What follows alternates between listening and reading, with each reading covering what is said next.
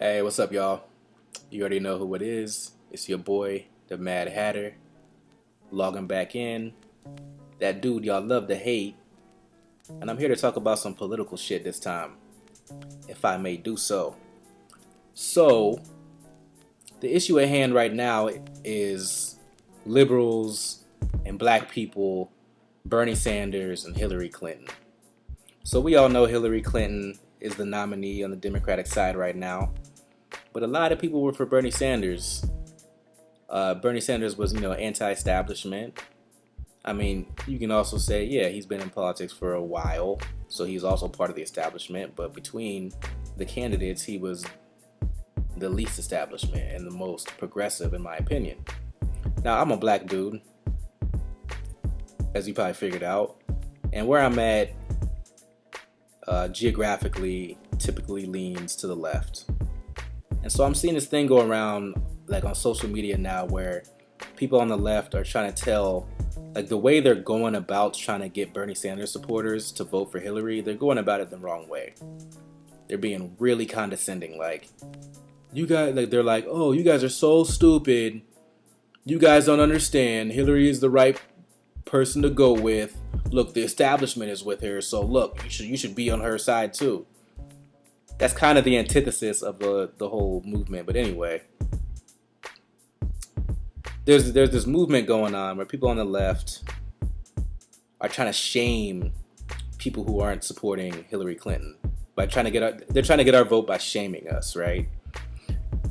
And there's this thing on social media where it's like, look, this is what they're saying. They're saying that, look, as a black person, I can't afford to vote for anybody in a symbolic gesture because so much is at stake right now in the election. So you need to toe the line and vote for Hillary because she's the best right now. We can talk about dealing with the problems in the DNC another time, but now we gotta act. I call bullshit because you can make that excuse anytime. You can always talk about how we need to vote now. And I get it now that we have the judges, we have 2 judge positions open, I believe. We might have a third, a justice, Supreme Court justice positions. And you want to, as a person who's typically progressive, you want more progressive policies. But at the same time, I don't like what Hillary Clinton stands for. I don't. And it's my vote. Like, people are talking about that, these same black people on the left, these liberals, these liberal whites, they're saying, hey, think about, the people of color, the subjugated, and the, minorities and transgender. They don't have time to diddle around and make a symbolic vote for a third-party candidate or somebody else. You have to vote for Hillary or else Donald Trump's going to win. It's like they're trying to blame it on us like we're at fault for why Donald Trump is so popular. First off, that just goes to show, again, why people don't like people on the left, because people are so arrogant. They're not even listening to the issues that people on the Donald Trump side have. They're just like, all their issues are bullshit, and we got to beat them right now, so you need to toe the line. It's just, it's complete arrogance. It's complete arrogance. And again, they're talking about privilege. They're saying that I'm privileged to use my vote as a man because I need to look out for women. But it's funny because you're right, I am privileged because it's my vote. I earned my vote and I get to choose it how I want to choose it. And like I said earlier, I feel like you can make the excuse anytime that, hey, the times are rough. We got to toe the line and vote now.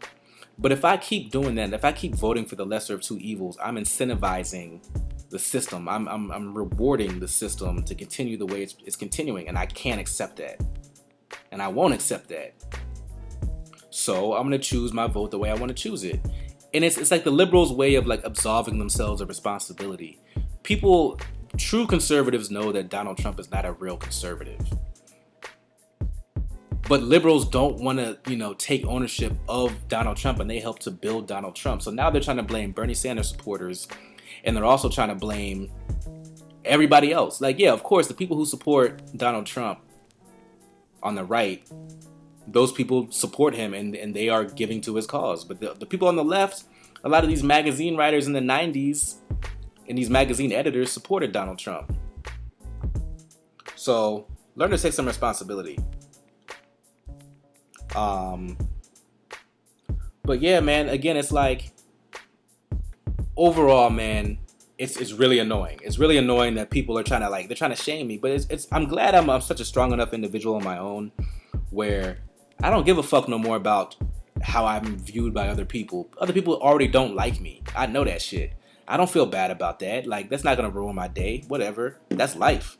So let me tell you, let me read what these social media posts are around this issue that I'm talking about. One of them says, quote, "If you're voting for Trump or a third-party candidate to punish the DNC, you have to meet the gay, lesbian, transgender, black, Muslim, Hispanic, and Hispanic friends. You have to meet with gay, lesbian, transgender, black, Muslim, and Hispanic friends and explain why your need for spite is more important than their right to live free and happy lives." First, man, there's so many issues with that. First off, spite. Yeah, it's doing it in spite, but it's also doing it to send a message. My vote sends a message. If I continue to vote on par all the time in the lesser of two evils, I will keep that system perpetuating, and I cannot do that. And then they say, you're stopping everybody else from living free and happy lives? How am I stopping you from living a free life by voting for who I want to vote for? I'm sorry, the last time I checked, voting for whoever the fuck I want to vote for was my right, and that's a part of my freedom to do so. So, whatever. And then they finish it off by saying, you have to look them in the eyes and tell them why your anger at a 238-year-old system that didn't dramatically change in a few months is worth more than their safety and security. Okay, so again, you're assuming that Bernie supporters, which a lot of them, yes, got to the game too late, but I didn't get to the game too late. I knew exactly what the fuck I was doing. So this didn't just happen in a few months. This happened in a lifetime of paying attention to politics. So again, I think people are afraid on the left. I'm gonna wrap this up. People on the left are afraid because they know that Donald Trump has a legitimate way of winning, like a legitimate chance. He's probably gonna win, and so they're trying to blame everybody else. They're trying to say now that people on the left are more at fault than the people they're competing against. They're trying to say that I'm responsible for their safety and security, and if I don't toe the line, then it's my fault. They're already trying to absolve themselves of responsibility. I say fuck it.